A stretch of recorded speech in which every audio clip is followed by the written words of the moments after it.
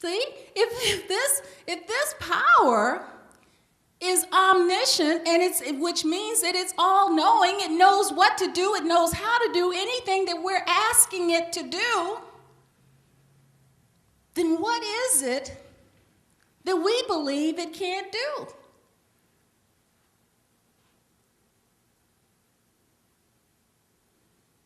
She was saying, how omnipotent is your concept and your belief in omnipotence? If this power has the power to change into, which is what omnipotence is, the ability to change into any form that we call it into, any form, any experience that we're calling forth, if this power has the ability to change into that experience, then what experience do we think it can't turn into? Amen. Yeah, I mean it is. Thank you. That's what I'm talking about. You begin to recognize that it's me that has the wimpy concept. It's not God that's a wimp. It's not God it's me that has a wimpy concept. I'm drawing lines where there are none. I'm putting up fences where there are none. I'm saying this much and no more. So God isn't a wimp. Our belief is wimpy. Okay? So Jesus was saying to us, he's saying, it is done unto you as you believe. So ultimately what he's telling us is that any situation that we believed ourselves into, it doesn't matter, because we can now believe ourselves into a new situation.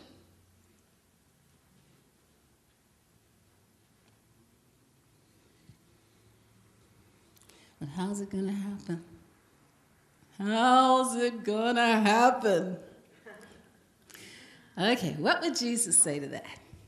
He'd say, unless you change and become like little children, you will never enter the kingdom of heaven. You know something about kids? They have no thought about how anything is going to be done. They just believe it. They just believe it. They know it can be done. And they have the courage to imagine that it's already done. You tell a kid he's going to Disney World, he's there 3 days before you even leave. Is that right? Absolutely. Okay. See? So they have that ability to imagine. Jesus said something else in John 4:35. He said, do not say there are yet 4 months and then comes the harvest. He said, look, I tell you, lift up your eyes and see that the fields are already white for harvest. See, it is done. See, it is ready now. See, and knowing that it's ready now, it actually speeds things up, doesn't it? Lift up your eyes, he said. Your eyes are your imagination. I had to look at the whole concept of imagination and ask myself, what happened to our imagination? What happened to that imagination that we used as children? Where did we put it? It's still here. I mean, but why aren't we using it? You know, I remember my cousin Glenn and I going out into my grandmother's backyard, and she used to let us dig it up. And we were out there and we were digging for buried treasure. And we were expecting to find it too. And we would find little things in the ground. See? But where did we put that imagination? That's a part of who we are. Lift up your eyes. The fields are already white with harvest, he said. It's already done. It's already here. It's already yours. But I'm stressed out. I don't know where I'm going to get the money to eat. I don't know where I'm going to get the money to buy clothes. I don't know where I'm going to get the money to pay the mortgage.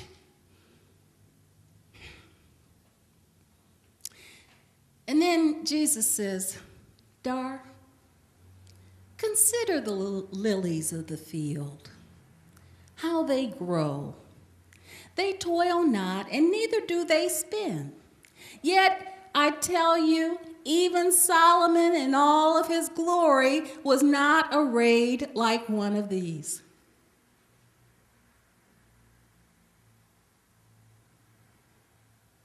Consider the... So you see any lilies in the field sitting there saying, I wonder if the sun's going to shine on me today. I wonder if I'm going to get some water. So what if we begin to live like the lilies? Isn't that what he's saying? Live like the lilies?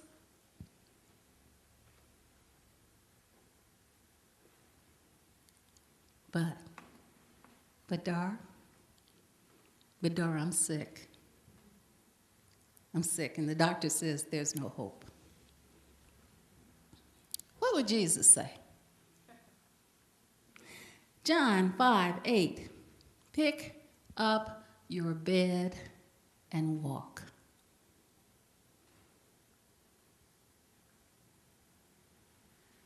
He's saying that there's absolutely nothing in the makeup of you, there's nothing in the spiritual prototype of you that would stop you from being perfect health, experiencing your perfect health in this very moment.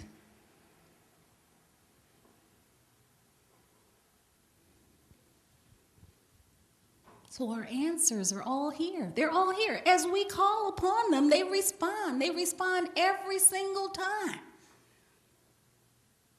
But we have to be willing to ask. We have to open the channel and say, you know what? I may not know how, but something in me does know.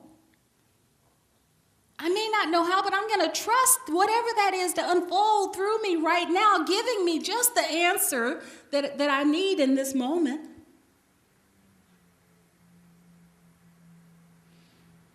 See, and then I want to end this morning by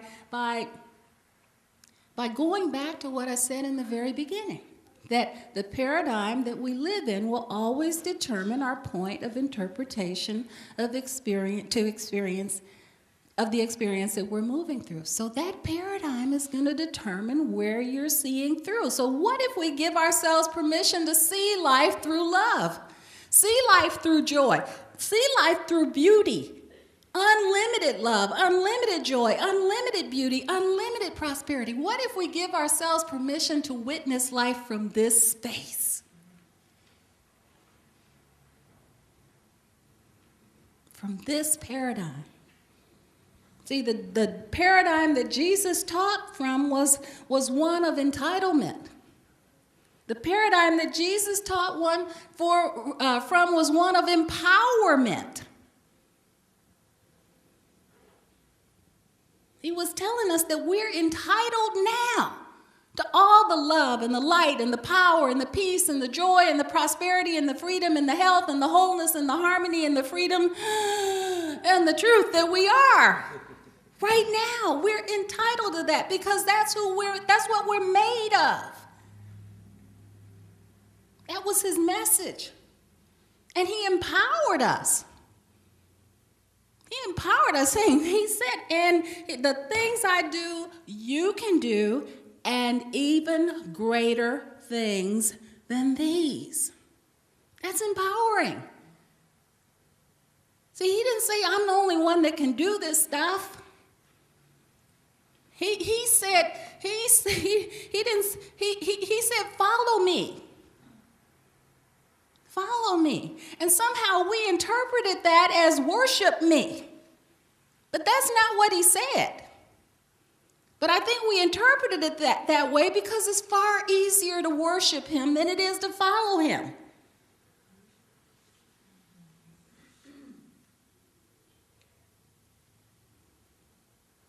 But if we see him as that empowerment, if we see him as that great example that he is, then we will begin to see the amazing possibilities that are before us right now. That's what I want you to leave with right now.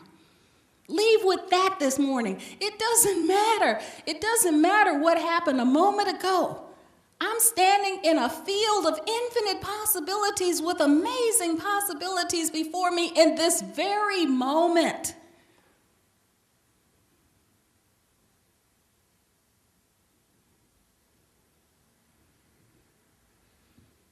So he's saying, and even with all the great and wonderful things that I've done, don't stop here. There's even more to do. There's even more to experience. So maybe it is time for us to roll away that stone. Maybe it is time for us to start crossing out the fear, crucifying the fear, and mastering our new idea so that we can allow ourselves to feel that greatness that lives and moves and has its being within each and every one of us right now. Let it be your way, and so it is. Thank you for being here this morning, and happy Easter.